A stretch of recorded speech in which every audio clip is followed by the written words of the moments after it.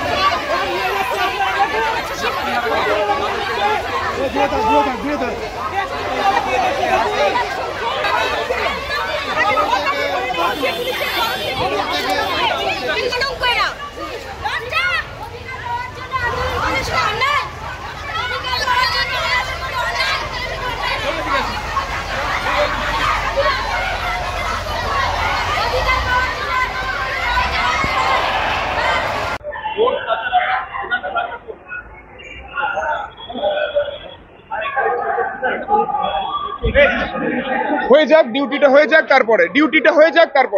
ডিউটিটা হয়ে যাক, তারপরে সব বলবো। এখন ডিউটির মধ্যে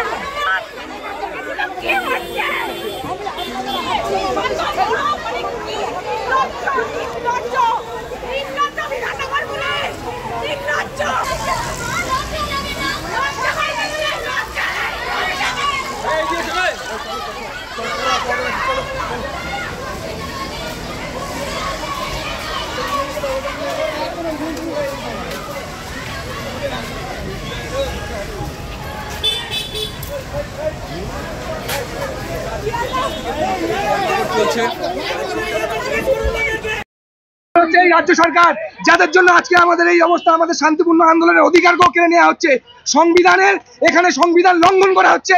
কোথায় সেই বিচার ব্যবস্থা যারা আমাদের এখানে বিচার দেবে? আমরা তো কোনো দোষ করিনি, আমাদের বিরুদ্ধে কোনো দুর্নীতির অভিযোগ নেই, তাও কেন আমাদের মেধার, আমাদের যোগ্যতার এরকম চরম অপমান করা হচ্ছে? কি অবস্থা? এই শিক্ষকদের যদি হাল হয় তাহলে সাধারণ মানুষের কি অবস্থা হবে? সাধারণ মানুষ ভেবে দেখুক, আগামী দিনে আমাদের পাশে আমরা এখানে শান্তিপূর্ণ অবস্থান বিক্ষোভ জানাতে এসেছি। কারণ গতকাল নোটিফিকেশন বেরিয়েছে, আমরা 7 বছর আগে মেধার জোরে নোটিফিকেশন এবং গেজেট মেনে আমরা পরীক্ষা দিয়েছি, আমরা কোনো দুর্নীতি করিনি। তারপরেও আমাদের শান্তিপূর্ণ অবস্থান বিক্ষোভের যে অধিকার, সেই সাংবিধানিক অধিকার আমাদেরকে কেড়ে নেওয়া হচ্ছে। আমরা শিয়ালদা মেট্রো স্টেশনের বাইরে শুধুমাত্র জমায়েতের জন্য এসেছি, সেখান থেকে উঠিয়ে নিয়ে যাওয়া হচ্ছে। তাহলে কি সাধারণ মানুষের শিয়ালদা মেট্রো গেটের সামনে, বিকাশ ভবনের সামনে আসার অধিকার নেই? শত শত। আমার নাম নবকুমার ঘুরে, আমি মুর্শিদাবাদের পাহাড়পুর ইউনিয়ন হাই স্কুলে অবস্থান করে, তাতে আমাদের কোনো অসুবিধে নেই।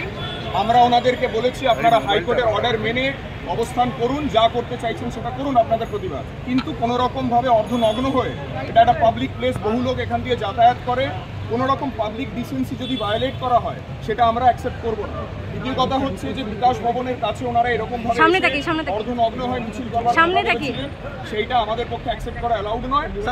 যারা অর্ধনগ্ন হয়েছে আমরা তাদেরকে এখান থেকে সরাতে বাধ্য হয়েছি। বাকি ওনাদেরকে আবার আমি অনুরোধ করছি, ওনাদের লিডারদেরও বলা হচ্ছে, ওনাদের যেরকম ভাবে হাইকোর্ট যে অর্ডারগুলো করে রেখেছেন, যে গাইডলাইন্স দিয়েছে, ওনারা সেই অর্ডার পালন করে নিজেদের অবস্থান করুন। হাইকোর্ট তো আপনাদেরকে বলেছে ধীরে চলো নীতি নিতে, আপনারা কি কোনো পারমিশন তো চাইনি? হাইকোর্ট তো আপনাদেরকে ধীরে চলো নীতি নিতে বলেছে। হাইকোর্ট যে অর্ডার দিয়েছে, যেখানে বসতে বলা হয়েছে, যেরকম ভাবে করতে বলা হয়েছে, সেইটা ওনারা করলে কোনো অসুবিধে কিছু নেই এবং আমরা সেটা ওনাদের কমিউনিকেট করেছি। কিন্তু কোনো রকম যদি পাবলিক nuisance ক্রিয়েট করা হয়, অর্ধনগ্ন হওয়ার চেষ্টা করা হয় বিকাশ ভবনের সামনে বা কোনো মিছিল করে, সেটা পুলিশ প্রশাসন অ্যাকসেপ্ট করবে না, অ্যালাউ করবে না। আমরা অ্যাকর্ডিংলি যতটুকু নেসেসারি মিনিমাম অ্যাকশন নেওয়ার সেটা আমরা নিয়েছি। ডেমনস্ট্রেশন করার আগে তারা আপনাদেরকে জানিয়েছিল? কোনো কিছু জানানো হয়। Thank you.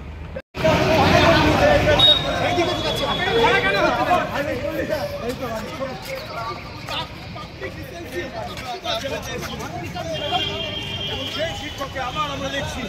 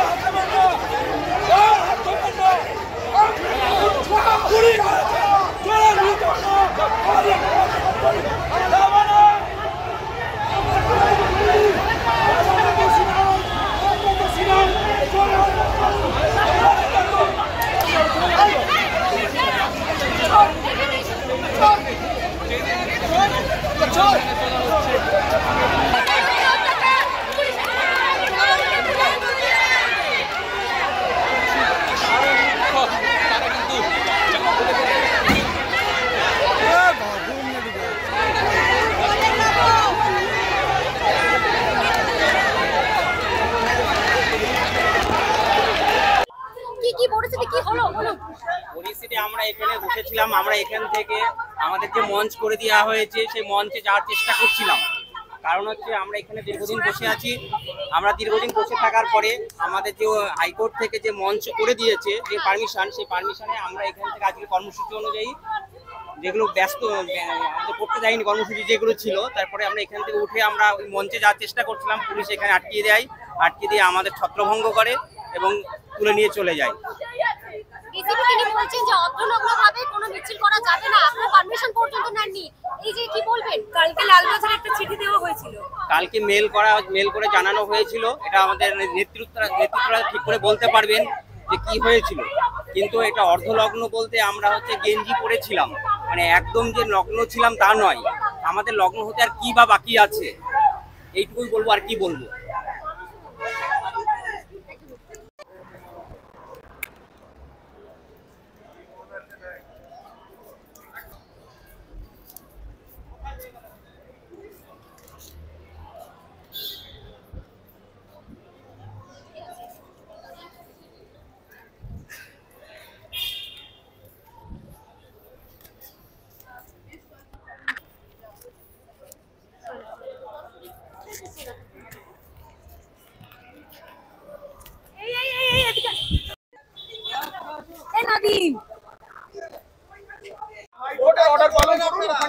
এখানে এসে বিশৃঙ্খলা করবেন না, এখানে এসে বিশৃঙ্খলা করবেন না। আমি আবার বলছি, অনারেবল ক্যালকাটা হাইকোর্টের অর্ডার আপনারাও দেখেছেন, আমরাও দেখেছি, ওনারাও দেখেছেন, যেখানে ওনাদেরকে যে নির্দিষ্ট জায়গা করে দেওয়া হয়েছে ওনারা সেইখানটাতে যেতে পারে, গিয়ে করতে পারে। এখানে কোন রকম বিশৃঙ্খলা করার চেষ্টা করলে আমাদেরকে বাধা দিতে হবে। Thank you. সাধারণ মানুষ পাবলিক প্লেস থেকে পাবলিক